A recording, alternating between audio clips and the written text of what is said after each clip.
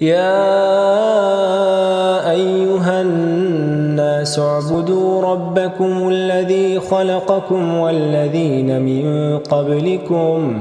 لعلكم تتقون الذي جعل لكم الأرض فراشا والسماء بناء وأنزل من السماء ماء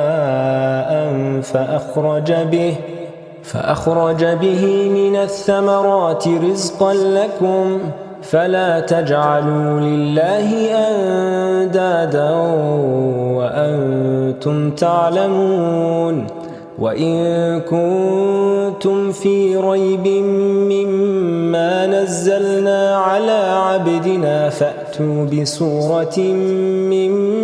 مثله وادعوا شهداءكم من دون الله إن كنتم صادقين